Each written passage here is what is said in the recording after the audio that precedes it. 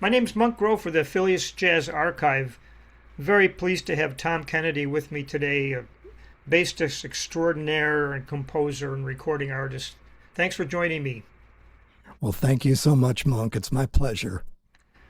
I don't mean to stroke your ego, but I came across a couple things that were said about you. One of them, you were about to do an acoustic bass solo on Paper Moon, and the fellow introduced you as the eighth wonder of the world. And then there was a comment on one of your videos that included extended solo on the electric bass. It says, "Wow, Tom Kennedy's a mutant bass beast." Well, I'll take it. Yeah, That's good. you That's could put fine it with on me. your resume. And Well, I have to say that the first one comes somewhat honestly. That was my brother, so he can say anything he wants to say about me. I didn't So, notice that there. so that's okay. I'm, Yeah, all right. that's all right. Um, I was going to save this, but when your brother Ray brought home a bass when you were about 9, if my info is correct, do you think he had in mind, like, I'm a piano player and I need a bassist and we're going to have a group? Or is that a speculating too much? Well, I can tell you the story, actually. Ray was the kind of guy in school, as a kid. I mean, at that point, he would have been 11, 12 years old. And he was asked by the orchestra teacher, he was tall, and he was asked by the orchestra teacher at school if he could play a concert on the upright bass because their bass player was sick. And the concert was going to happen in about 3 or 4 days. And they knew that he could learn the music in time because he could do anything. I mean, anything musically. The guy was incredible. And so the orchestra teacher asked Ray if he could play the concert. He said, "Oh, sure, yeah." And she said, "Well, do you want me to send a bass home with you to practice?" He said, "Yeah, I guess so. Yeah, I can practice at school," but he said, "I guess I'll bring it home and practice a little bit." And so that's how the bass ended up at the house. And the rest was history. When I saw it, that was it. Did he do the concert? He did the concert. Yeah. Okay, and then you took possession. Well, it was the funniest thing because he always told the story. He said, "I brought the bass home." He said, "In a week, it was Tommy's bass." He said he just took to it. I remember when I saw it. It was laying on its side in our music room when I got home from school, and he had arrived a half hour before me. And I got home and I saw this thing, and I was like, "Oh wow, look at that!" And I remember just walking around it and looking at it for the longest time, and I was just fascinated. And at one point, I reached down and I played the D string. I remember it was the D string, and I heard the resonance of that thing, and that was it for me. I heard that sound and something about it because when I was younger too, when I was a little kid, it was said that I used to hum all the bass parts to Beatles records, so I was always kind of into the bass anyway. You just answered the question I was going to ask. Oh You gosh, know, okay, some people, sorry. including myself, are very, I don't know, I'm fascinated by bass, and when I learn a song off a recording, that's the first thing I do is figure out, well, what's the bassist doing? Because then you pretty much got the harmonic scheme and all that. Well, that's right. I mean, I think that's what I always loved about it is I remember there were, rock records. I didn't listen to a lot of rock and roll, but I did listen to some Beatles stuff and, things that were popular on the radio. And there were a lot of things that would like start off, there would be intros where the bass was not playing and the guitar player would be strumming chords and, the drummer would be playing and everything else was there and the vocalist is singing. And then when the bass would come in, that's when it felt like a song to me, and it made sense. And back in those days, they actually did some kind of interesting things. Like they would do, they would play a different bass note under a chord, something that you weren't expecting. And I was always fascinated by that. We're just the different, there was apparently a quote by Sting. He said, you don't know what the chord is until the bass player plays his note. And that's really true. And I've kind of lived my life by that. I've always loved musicians that kind of hear it a different way, or bass players that will sort of like put a different bass note under things and create a different tension in the chord. There's a quote from Paul McCartney that said, when a bass player makes a mistake, everybody in the band thinks that they made it. That's a good one too.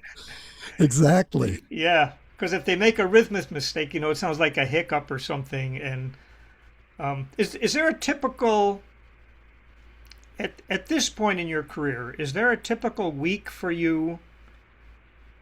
And is it different than a typical week for you 20 years ago? You mean generally speaking, Generally musically speaking? Yeah. Well, I'm older, so things hurt now that wasn't true 20 years ago, but we won't talk about that's for another time. But yeah, absolutely. I mean, it always changes for me, and especially now because I've been so into the writing aspect of music now.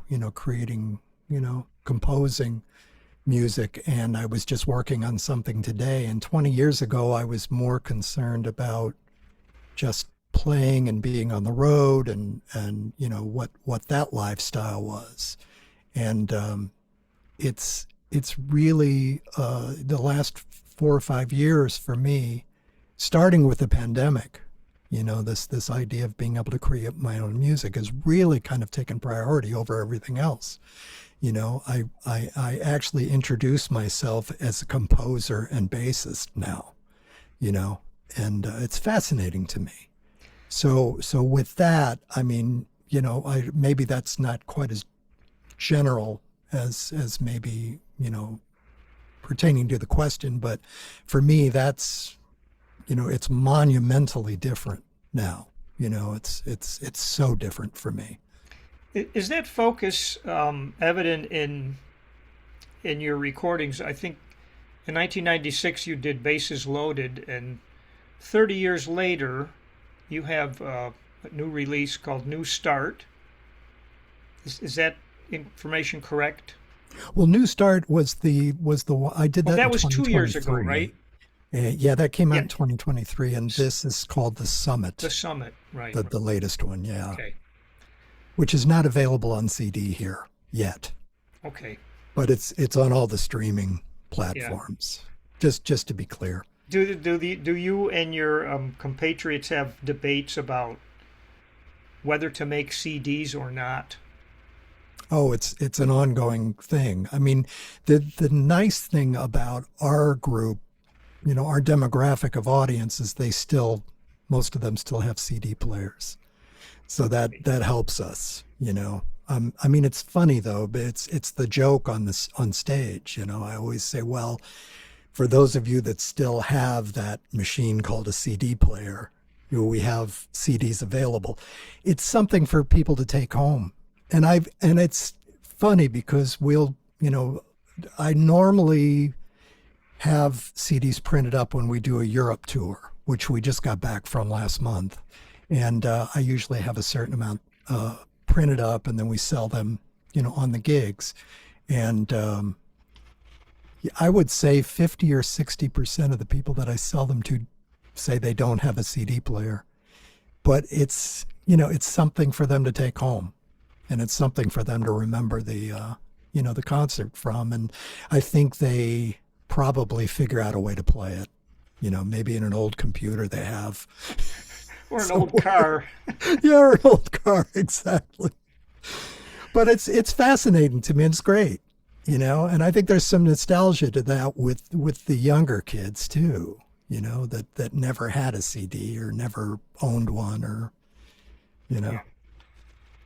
Well, when you get a composing idea, an idea for something new, As a bassist, I wonder, does it come from a bass line, or do you poke around at the piano, or do you hear a melody in your head, not even being near an instrument? How does it work for you? It varies so much. I mean, I'll hear a chord change, or maybe just a chord that'll inspire some kind of a melodic idea, or vice versa. And sometimes I'll hear, some kind of drum groove or an idea of a drum groove or something, passing. I'll be in a shopping center somewhere and I'll hear a a drum beat and it'll inspire something, or I'll hear, like I said, I'll hear a chord change or something. And so it comes from everywhere. And then sometimes I'm just walking somewhere and something will just, maybe the rhythm of my feet, or, or a note that I hear, or a horn honking, you know, can also do that for me, because it gives me a focus. I'm focused in on whatever that is, whatever that sound is, and that kind of inspires things. How do you save it before it's gone? If you're in a mall and you get this thing and you're trying to like keep it up there until you get home. Yeah. Well, let's say I retain about 50% of it, Okay. if that, you know. And I'm always so upset at myself when I forget something, especially if it's something good, and I get home, I'm like, oh, darn it.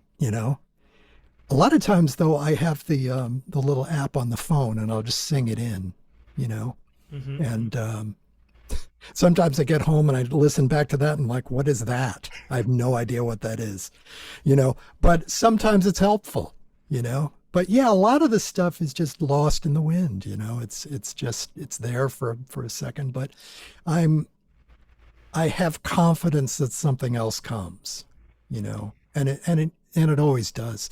And the interesting thing about the way I'm writing music is it really is just a base idea. It's just a very simple idea, and I put that into the computer, and I don't count on that being the the essence of the song, or you know the core of the song. It's just a thought, and then I can work from that thought.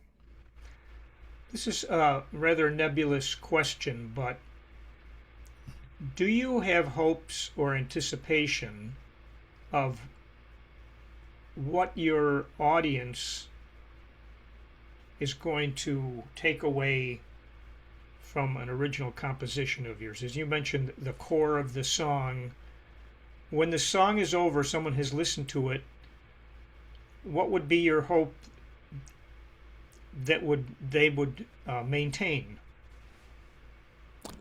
um I think it's, for me, it always comes down to a basic feeling that someone gets. If I'm on stage watching the audience or watching people, and I'll pick people out as I'm playing, and I'll just see how they're reacting to it physically.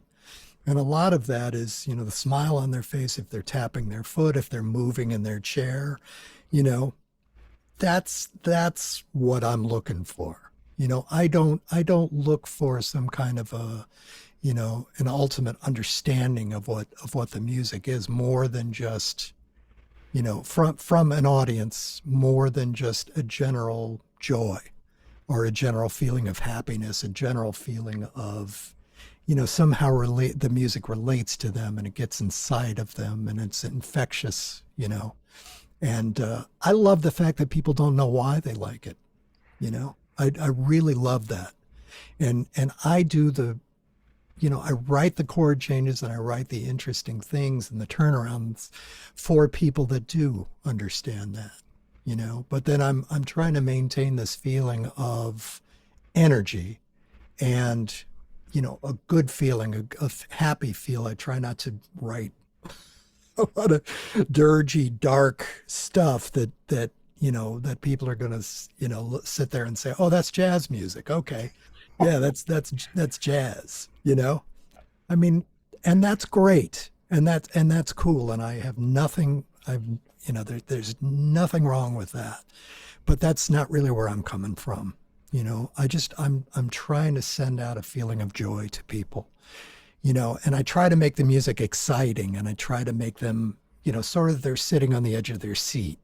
And I always try to put in a cool ending with a song, some kind of a big da thing where people will respond, because people do love that, and they like the surprise of that, Do you you know. ever use the um, compositional technique in a live performance where you stop playing and the thing you mentioned about certain songs that might start with a guitar, something else comes in, but the thing doesn't really groove until the bass comes in. So I wonder if you use that and sort of demonstrate it in your work on occasion. Oh, sure. Absolutely.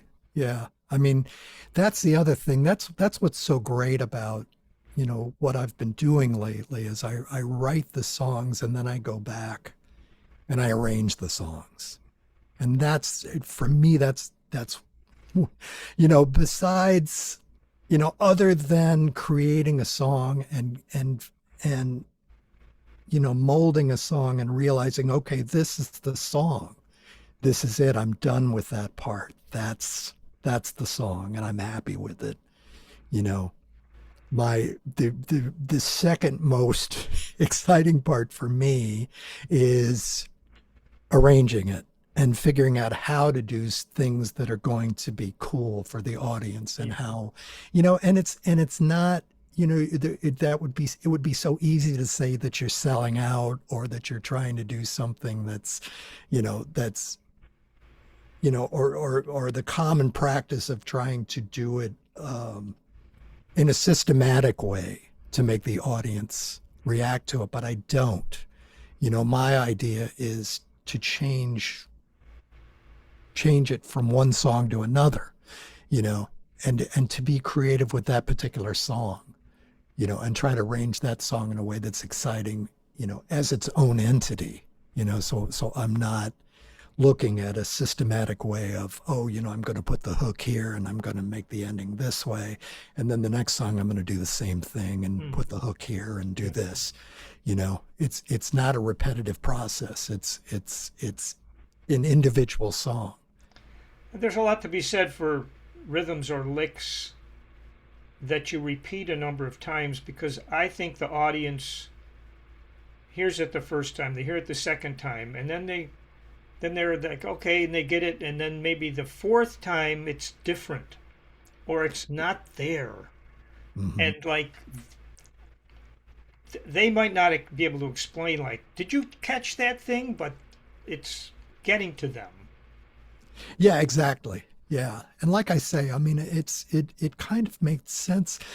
That's what's so great for me about composing the music because I know how to split it up and I know, because I've created it, I sort of know what the ebbs and flows are of that,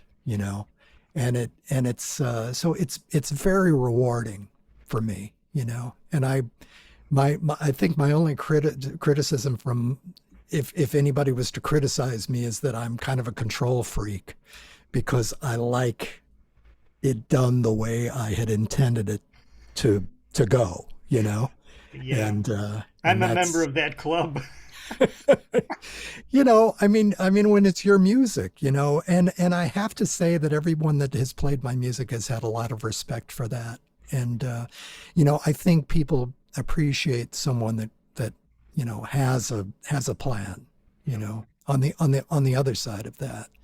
I certainly the people that I play with that know how they want it to be, I have a lot of respect for, and I respect that as their musical vision, and that's a wonderful thing. I'm gonna take you back again a little bit. Um, how much time passed from that playing of the D string on the acoustic bass uh, until you played a note on an electric bass? Well, I actually played a note on an electric bass before that.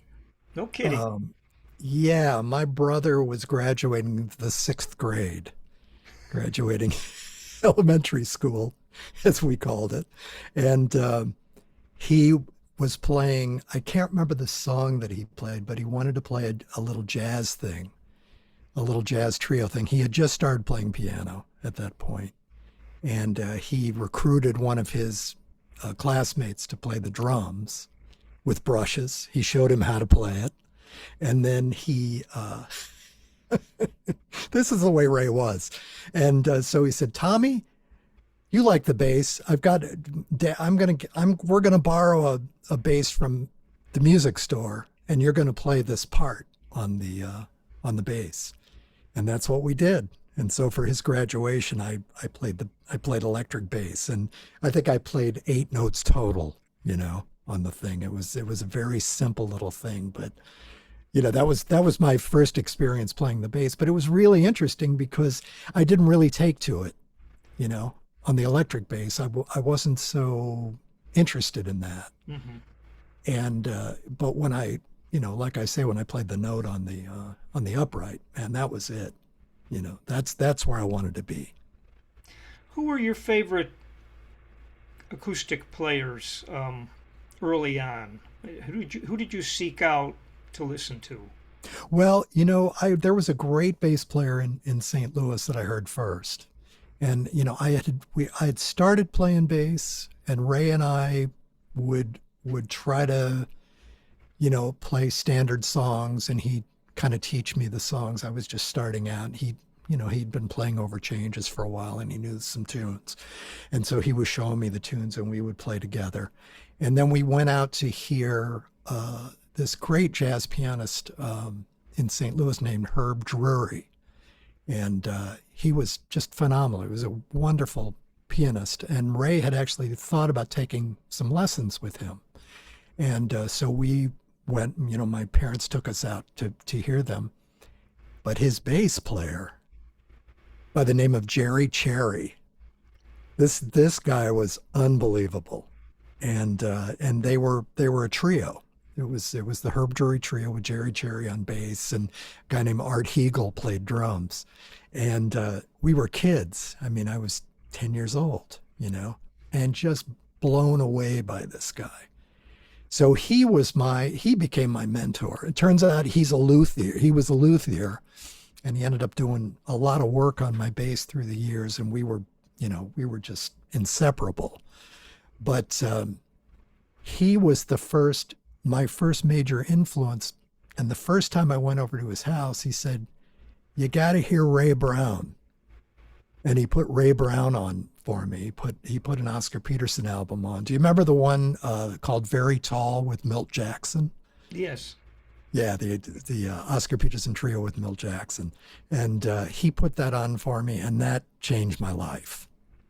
That was my first major influence of, great bass players. Ray was my very first. And I would pretend to be Ray Brown, every time I picked up the bass. I remember I saw an album cover. He had one of those old pipes, one of those old, I don't know the style of pipe, but he, the curvy ones, the whatever they call those. Some English name or something. Yeah, but I saw an album cover with him smoking a pipe, playing the bass, and I went up to my dad's pipe collection and I found one that looked similar. And I remember I didn't ask him. I just took it, and I was downstairs and I was playing the bass and I had the pipe in my mouth, trying to be Ray Brown. And my dad walked in and he laughed for 10 minutes. And he totally understood it. And I said, "Well, Dad, Ray Brown smokes a pipe like that." And he's like, "Don't worry about it. That's great. I think that's amazing." So, that's how into Ray Brown I was. And, and I started trying to just copy everything he played, Mm-hmm. and and to this day, I put on something with Ray Brown and it's wow, it's just incredible. It's funny you mention that because I do a podcast, and I'm currently doing two players of the same instrument for every episode, and I just finished the bass episode, and I used Milt Hinton and Ray Brown. Love Milt as well. Yeah. I heard Milt Hinton later, but man, the same thing. I mean, just incredible player. And of course, Paul Chambers came later. A lot of these guys came along later after I'd kind of established myself. The thing that Ray taught me was just the time and the solid playing, and which was what I really needed. And Jerry instilled that in me as well, that you have to be a bass player first, and you can make your bass lines interesting and you can play all over the instrument as long as it makes sense as a bass line. What do you think that at that time, I've been trying to get at this question about, you have to be a bass player first. Do you think that 40, 50 years ago or farther, that bass players needed to have a certain personality or mindset because they're usually at the back of the stage, they're in a supportive role? As Milt Hinton said, you're providing a rhythmic service. And has that, if there is such a mindset, has it changed now that the bass has become much more prominent in music? That was a long question. Well, I guess it's the function it serves, like you say. It's changed. I mean, it was so much of a supporting thing. And I remember, like, physically on stage, when I was doing that, like in a trio situation even, I would be tucked between the end of the piano and the drums, and I was back there. And if there was a horn player in front or sometimes a vocalist, I'm behind them. And I noticed that it's, as things started changing and the bass became a more predominant, voice, as a front voice, or kind of, more pronounced as far as soloing and more interesting bass lines and things like that. My physical scene kind of changed. It seemed like, I was more out front, or I had equal space on the bandstand, so it kind of happened naturally for me, but I did feel that.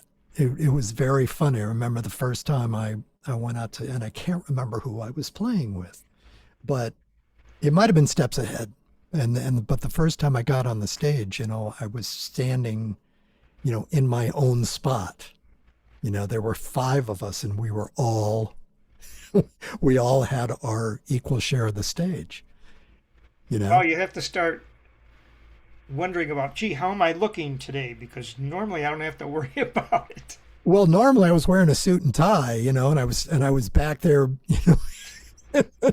between the piano and the drums, and that was okay, and I had the dark suit on and all that. And it's funny, to this day I still wear black, when I play. It's easy to travel with, but it's also, it's understated, and what you can see the instrument so much better, and that's why I've kind of maintained that idea. But I'm definitely in most circumstances now, out front, or definitely, predominant figure on stage these days.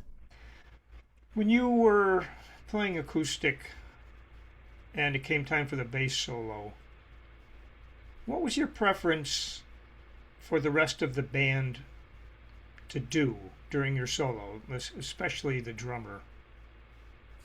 I really, simplicity was the main thing for me. I mean, just giving me I always said, give me a pad to play over, and that was, with the piano, for example, I always like more legato type playing under my solos. One of the only people that did it the way I like it and could play sharp, crisp things was Ray. We had a connection, and I think it was just the fact that he kind of knew what I was going to play before I played it.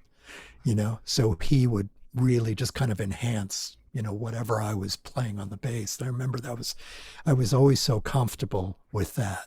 But in most cases, I like it when piano plays a little more legato and longer chords. It kind of spells out the harmony. Because for me, then my bass solo makes more sense. Because I might play a little in and out, of the changes and try to experiment a little bit harmonically. And if he's laying down you know, the root harmony, then it kind of makes more sense.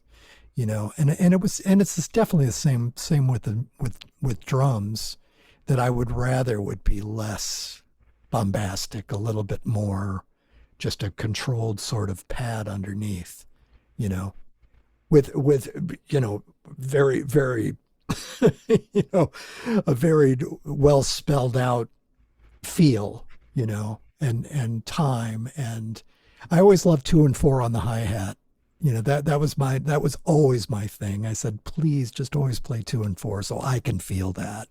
Mhm. That makes it swing for me. So that was always my one request to a drummer. Did you learn music theory as you were progressing in the music business? Yeah, yeah. I mean, I never worried about it that much. I had good ears. And and Ray and I were the same. I mean, we would just pick things up, and I really never thought about it. I didn't really ever delve into it that much. I kind of just learned it as we went along. I always knew what a minor and major chord were and the extensions, and you can hear those. And so I never really thought about it as you know as theoretical. For me it was just, okay, well, that's what. And I remember somebody naming a chord one time. I'm like, oh, that's what that is. Because we just didn't think about it that way. I was completely by ear, and I got along fine that way, for the most part. I've always loved the moments when you're watching like a piano trio or whatever, and the bass player, that might be playing a standard, but the bass player looks at the pianist and give them the look like, you gonna get this? I'm going to play this note. Well, that's one of my favorite things ever when I'm playing, when I have a communication. And a lot of times it'll be with somebody that I haven't played with before, and we're doing a gig, and the piano player might hit a chord, and I grab it, underneath. And it's such a cool feeling, and we look at each other and like, yeah, then we're locked, and that's, man, that's what you want to achieve. That's what I want to achieve every time I play, is just that understanding between the bandmates, that we're all kind of listening to each other and we're complimenting each other. And, it's kind of, we're kind of one mind at that point. That's when it's really exciting for me. It's always fascinated me. This is kind of down in the weeds, but a bass part that a pickup to beat one that goes 1, 2, 3, 4, ba boom, as opposed to 1, 2, 3, 4, ba boom. A Hmm. 16th note as opposed to an 8th note. It really drives the music in a different way. Oh, absolutely. Well, I teach a little. I'm more about getting together with people maybe once or twice and just giving them a lot of information to absorb. And so I don't do a lot of ongoing, like weekly type lesson things, but I always talk to them, and that's one of the things that I talk to them about as far as practice, is the difference between playing the 16th and the 8th and the triplet, and understanding where all of those fall, and being able to play one of them, like 1, 2, 3, 4, but 2, 3, 4, but, you know, and I have them do it. I mean, I have them sit there, you know, even if they're not going to do it after the lesson, I make them do it during the lesson, you know, and I'll make them do it for 10 or 15 minutes, you know. So they're not following the pickup becomes the thing that you want them to just play the pickup. That's the focus. Yeah. Yeah. Yeah. And then, from that, it seems that they're able to put that together with, with the rest of the, with whatever the rest of the pattern is. And and of course they'll play it that way as well. And I'll say, okay, I think you've got the pickup. Now let's play the whole thing, And I will always center on whatever the thing is that isn't quite locked in. That's the important thing for me, is that everything needs to lock, and lock meaning feel. It's not about being metronomically perfect. It's about the way it feels with the rest of it, with the rest of the notes. If there's something a little bit out. And a lot of times with more syncopated rhythms, that happens. I was just with a student last week, and they were playing, but there was one note that was consistently out of time, was a little bit rushed. And so I went back and I isolated that note, and then we worked out from there. We focused in on the note, and then we added a couple of notes around it, and then we added the bar, and then we added the entire thing. And that's what it takes, That's the thing that we don't talk about that much. The professional musicians don't talk about that much, but all of us have sat there with a note or two, that we've had trouble with, and figure out how to make that feel right. It's so common. Ed Shaughnessy was talking about, I think I asked him to define swing, and along the way he said, there's excellent bassists and drummers who don't work that well together. For whatever reason, they just have trouble swinging. And I wonder if you've experienced that, and is there any kind of explanation to it? Yes and no.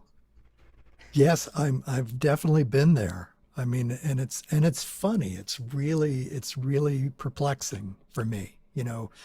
I will always try to beat it.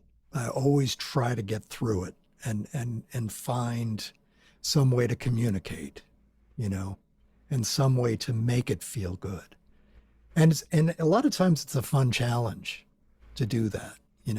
I've been in situations, like little festivals and things, where I'll play with a drummer once, like on a particular set that's been put together, prearranged set, and that's happened a couple of times, but I have to say, by the end of it, I feel like we're locked in a certain way. It may not feel great, but there's a certain understanding that we have, and at least we're kind of in the same ballpark, and it makes it a tolerable thing, because, the musicians are the ones that suffer, so much more than the listener in a situation like that, because it's such a small, minute kind of thing that I think most people wouldn't notice, But for me, it just destroys the feeling, and it destroys my attitude, and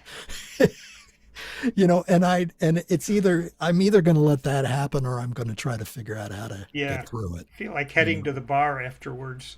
Well, and I have, man, I'm not going to lie, that's happened, and it's really something, and you think about that a lot.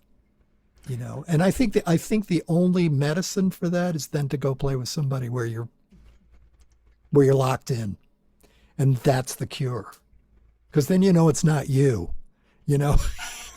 or at least and that came out wrong, but at least you know that you haven't lost it, that you're still, that you're still able to lock in and make something feel good. I once heard Louis Hayes at, I can't remember the rest of the band, but it was at the Iridium, the old one, and they were playing a up-tempo swing tune. And I just swore like, he is speeding up. He was so, I mean, people talk about playing on top of the beat, Mm-hmm. but this was just like, but the music didn't speed up. And I was wondering if, in retrospect, thinking about it, well, was it the bass player who just said, here's where it is. You can play ahead of it if you want, but it's going to stay here. Yeah, I think I think a know, lot of that goes on. Yeah, I definitely think so. And I think it happens both ways too. There are bass players that push ahead, that play on top, very much on top, and the drummer has to hold them back. The interesting thing for me was the most interesting example for me was Jimmy Cobb, because Jimmy Cobb had this feel on the ride cymbal like he was way on top, but everything else had this amazing swing to it. And I think that's the key. I think that's what makes swing swing. If you ask me, just my opinion, but I think it's the fact that there has to be a stiff feel along with a swing feel, along with something that feels a little bit back and relaxed. There has to be a tension to it as well. And I think he exemplifies that as well as anyone. Tony Williams was very, very much like that too. I always thought that Tony must have listened to Jimmy Cobb a lot, because he had that feel. He had that same kind of thing. It was way, really, a lot of energy in the ride cymbal, and then everything else below it was very loose, and it created that tension. But I think that's what makes it swing. you've had a long list of your own recordings and playing with just about everybody. There was a couple people that I was curious about, and if I'm correct, and was Stan Kenton one of them? I went to his camps Okay. as a kid, and I got to play with the band several times.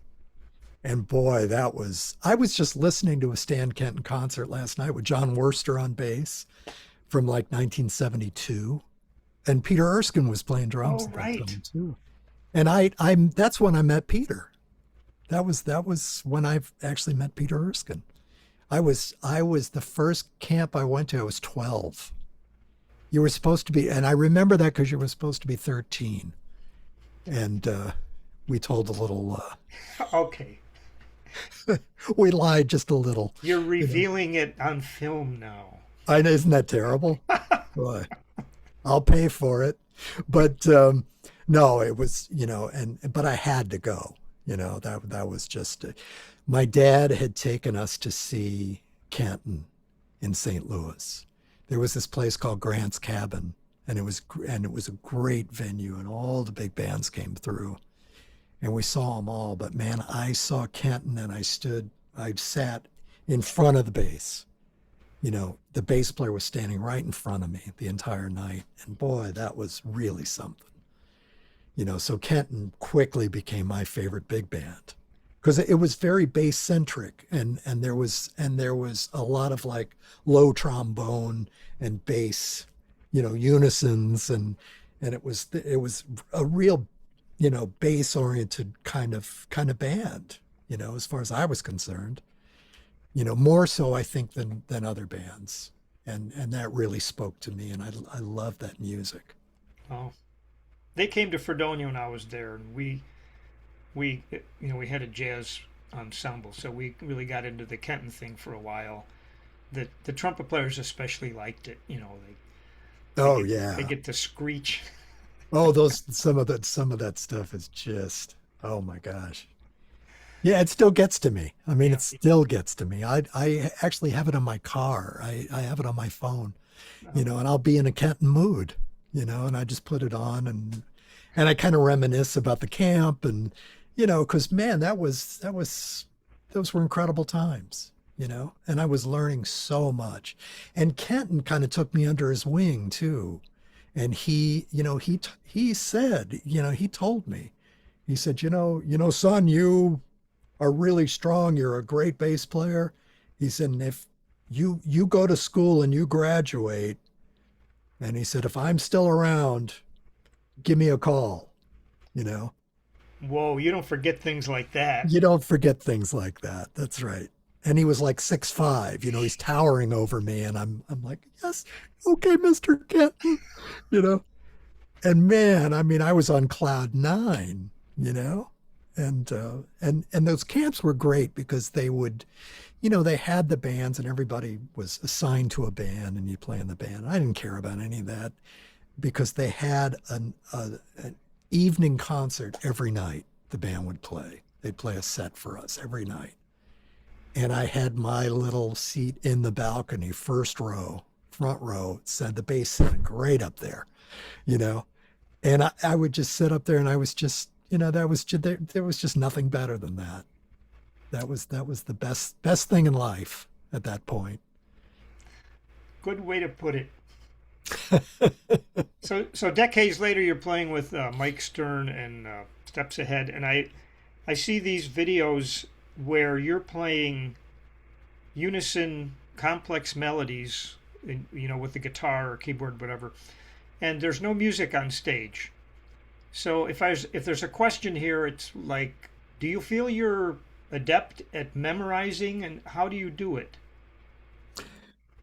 Exactly what we were talking about before with rhythms. I mean, I'm determined not to have music on stage.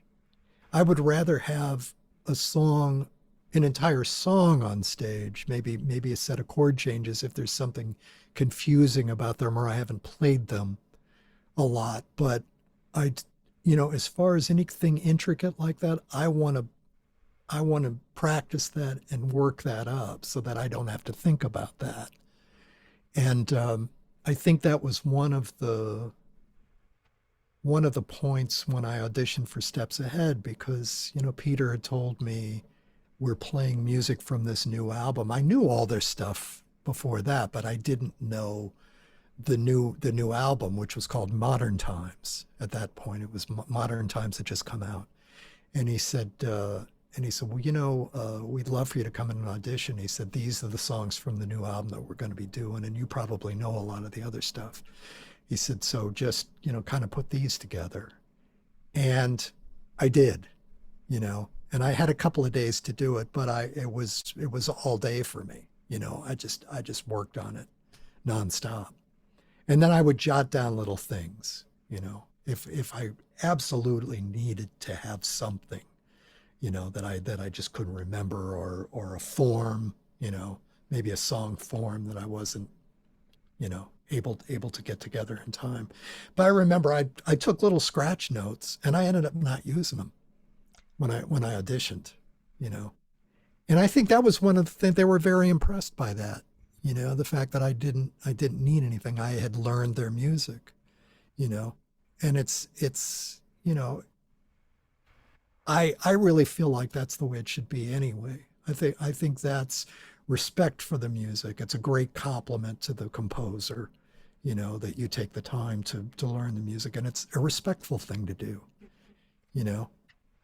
Has there been a time in your career, like with Steps Ahead or the other groups? I'm trying to think how to phrase this, because musicians, in order to make a living, do multiple things almost all the time. But was there a time period where there was enough work or enough activity that you could just do that? Just play with one group? Play with one. Well, I never really just played with one group. I never did that. I always played with multiple, in multiple situations. And it was mainly just because I didn't want to get bored. It's always tough until now, jumping ahead to current times. Now I really enjoy just doing my music and doing my band, and Dave Weckl and I have this co-led band that we tour, and that's just lovely. And that's really kind of what I want to do now. I don't know that that's going to be forever, or that's it, or I'm just kind of resigned to doing that. I think the bug will come back, and I'll want to play with other people, But at this time, I kind of just want to do my own, you know. Back in those days, I wanted to play with as many people as I could, and I wanted more and more experiences. And also because I'm a sideman in those cases, I'm playing as a sideman. I'm not leading the band, and I'm not creating the music. So I'm playing a lot of other people's music, and I'm learning a lot of different styles. I played with Tanya Maria, which, was Brazilian funk music, and that was a ball, man. That was a blast. And then I'd go play a gig with Steps, and then I'd have a gig with, I don't remember who else. Oh, Bill Connors, who was a great fusion guitarist. So I was going between a lot of different things back in those days, and it was so fun. It was so stimulating, you know, Do and it kept worst, kept things interesting for me. yeah. Do worst gigs stay in your head, or do you just like one off, forget about it? It they did until they didn't, you know. I mean, that's the only way I can really explain that, because I would really take them very personally, and I would go, and I would just be down, and I would, like I said, until the next gig came along, you know, and then the Sort of next like the gigs. next drummer, and with the Yeah, exactly. Pretty much. It's funny, and I would take it very personally, and I don't know why I would take it personally. Even if I didn't really feel like I was the cause, or because I seldom felt that way. I always thought it was, it's a collective thing. Whenever you're on stage with a band, there's responsibility from everyone. You know, I mean, everybody, where there's great joy in a band, on a good night, there must be great frustration on a bad night from the entire band. This is the way I've always felt about things. It's never just one person's fault. And but I used to take it very personally. I think it was just the artistic side of me. It was hard for me to accept that it wasn't a wonderful experience. You know, I think that's really what it was. It was a little bit disappointing for me. this is a tad personal, but when you sit, if you get the opportunity with contemporaries and you're chatting, not necessarily just about music, do you have themes and agreements on this, let's say, the state of the music scene, the state of the country, those kinds of things? Oh, you mean the current state of music in general? Like Yes. where it's headed, or Yeah. where it's gone to, Right. or Yes. I don't know. yeah, I know exactly what you mean. I think it's, for me, I've always just felt like I'm just going to move forward in the way I know how. And, if some point I'm not accepted, then so be it. If I Because it would be really hard for me to change, or to just make a giant leap anymore. Much easier when I was 20 or 25. I could leap into another type of scene and probably be able to make that work. At this point, you know, it's kind of the same thing as when I hear the young players playing, and everybody's got like these incredible chops.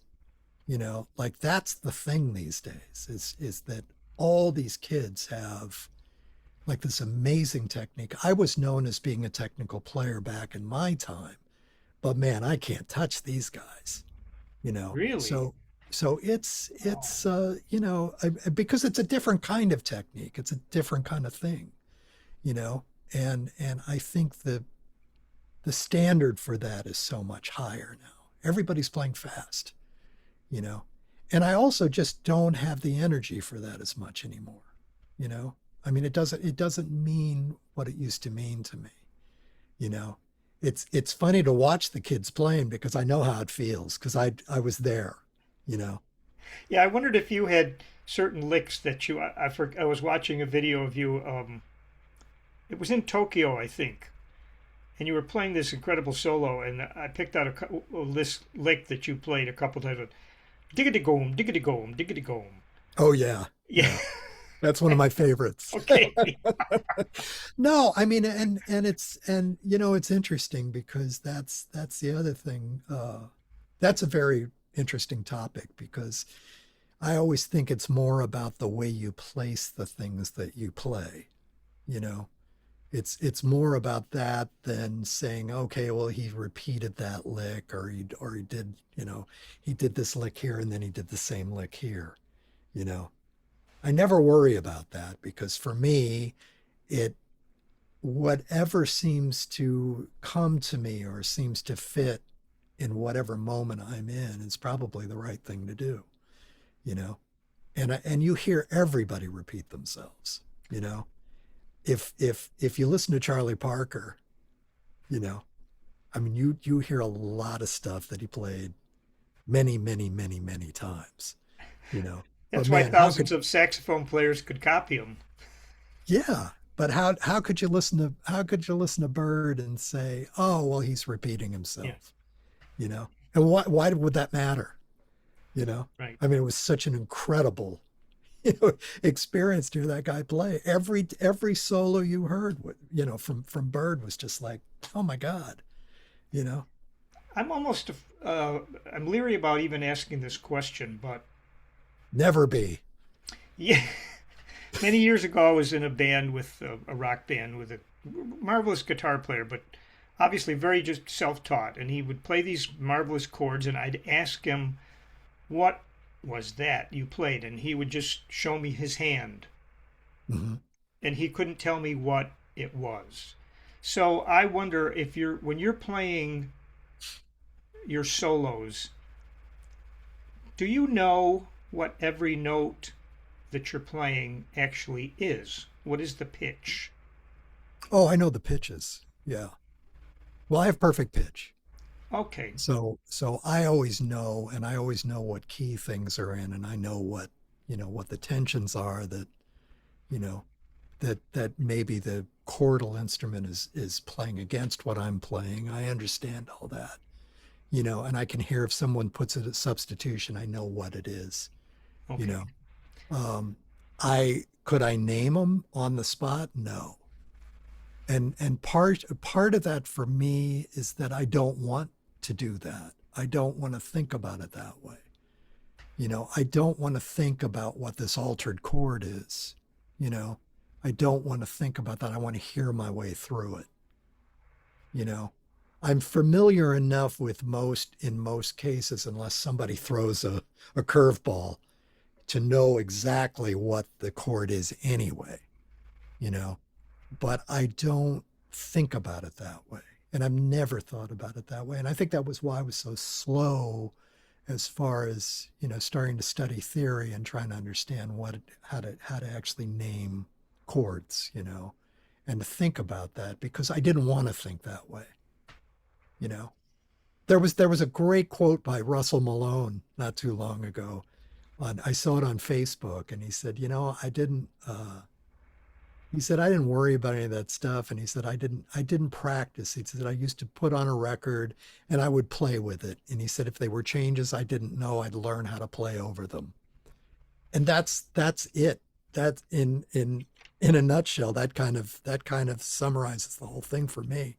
That's the way I always did it, You because and it didn't really feel like it got into me if I didn't understand it organically. It wouldn't make any sense to me. I can't just stand there and play a bunch of stacked chords, you know. I mean, sure, I can look at it and say, okay, well, I'll play this bass note underneath it, but I'm not going to be able to function over that until I hear it, until I've heard it a few times and I know what the harmonic content is, and even in that, even more so what the melodic content is over something like that, you know. Do you prefer to solo over a set of chord changes or just like a one chord vamp? That's really funny because I prefer chord changes. As do I. Yeah, I really prefer a moving harmony so I can go from one to the next, you know. And I think some people are more transitional that way, you know. I think that's really what it kind of comes down to is people like making the transitions. They've spent a lot of time, you know, hearing transition. How do I get from this chord to this chord? You know, whereas a lot of people have practiced playing over one chord, you know, and trying to create and trying to do interesting things over, you know, a particular chord. It's like different methods of practice, you know. And I think that some people are more interested in that. You know, I think some people are more interested in how many different ways can I play over this chord? You know, where can I take this chord? Whereas I would rather have it moving around so I can, you know, I can make the transitions are the most fun for me, you know, going from one chord to the next. I was listening recently to Kenny DeVerne became a friend of mine, and he had a few records where it was just clarinet, piano, and drums. And you know, there's been a few groups like that in jazz history, but not many. There's been more that didn't have the drums but had the bass. And as I'm listening to this record, I said, yeah, this is great, but I want a bass player. I Right. wonder if you've ever heard that, you know, these records that don't have bass players, and does it sort of grate on your nerves? Now, which album was this? Well, Which he played recording was with this about? a number of different piano players, and sometimes Bob Rosengarten on the drums. Um, Bobby. I can't recall the pianists offhand, but of course they had. I mean, a guy like Ralph Sutton, or Dave McKenna, they've got monstrous left hands, Yes, so they that's can true. fill that void, sort of, in my opinion. Hmm. I'm Hmm. very bass oriented person, I guess, and I wonder if you are too. How's that for a silly You question? think? You think? You know, I have to say, yeah, it's more to me. It's more about just the the way the bass, you know, the bass frequency fills the bottom of a chord change. You know, or you know, a piano is not going to have that depth that the bass has. You know, I mean, I've heard some amazing, you know, keyboard players that play great bass stuff, and if they have a good sound, that's all right. You know, I remember Gino Vanelli when he came out. His brother played piano, played Rhodes, and he played a key bass. There was no bass player on those old recordings, but the bass was wonderful. Stevie Wonder's another one, you know, that played key bass for years before he ever got a bass player. You know, before he ever started touring with a bass player. And that's fine, you know, that's okay. I think in the jazz music it's a little different, you know, because the bass adds so much. The bass adds such a pulse and time and feel. You know, it's kind of I I'm going to contradict myself here because I love the Oscar Peterson trio with the guitar. You know, when it was Ray and Herb and Oscar. But then I hear Ed Thigpen play with Ray and Oscar, and I'm like, okay, that's it. That feels great to me. But the other thing does too, you know. But there has to. I guess it's more of that missing element that's problematic for me. I don't know. You got me thinking now. I don't know. Bass is the. I have a quote here from a podcast. It says the bass is the key component of any band, the foundation, the bottom floor, the ultimate multitasker, providing rhythmic drive and the harmonic framework. It's the 90% of all jazz bands have basses, and it's the one that is most missed when absent. Well, I personally agree with that. Okay. I do because I actually think again, when with Herb Ellis and Oscar and Ray, I mean, that stuff was swinging, man. It was swinging without the drums, you know, and Ray was the main reason for that, Yeah. and just the way he covered the bottom of the band, he was the bass drum, you know. Well, it's the old thing about, drummers always ghosted the bass drum too, because you want that pulse underneath, and that's pretty much what the bass does. What's up So next for you? I'm writing more stuff. Yeah. I just toured this Dave Weckl and I just toured this did a Europe tour last month for about a month, and that's fun. We do that a couple of times a year. There's talk about a tour in China coming up, maybe this next year with that band, and then I'm looking at trying to play more localized type things too. I don't do a lot of playing in New York, and especially these days because I've been writing so much Mm-hmm. and doing a little bit of teaching, and I tour enough that I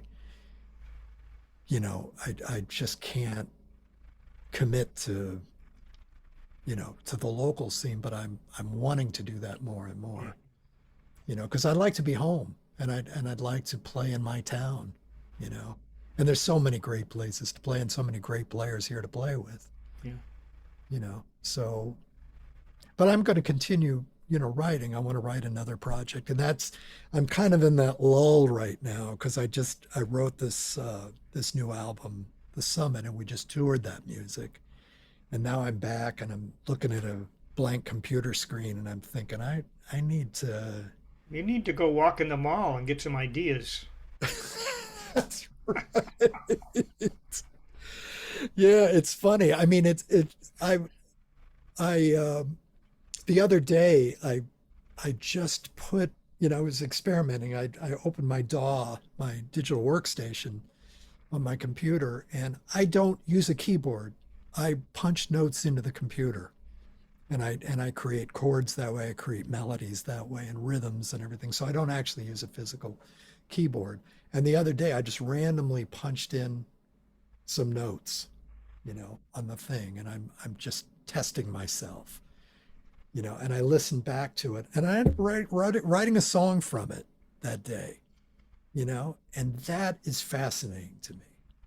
So I'm kind of in the middle of that right now. I'm just loving that part of music. That aspect of music is, the compositional part of it is just fascinating me.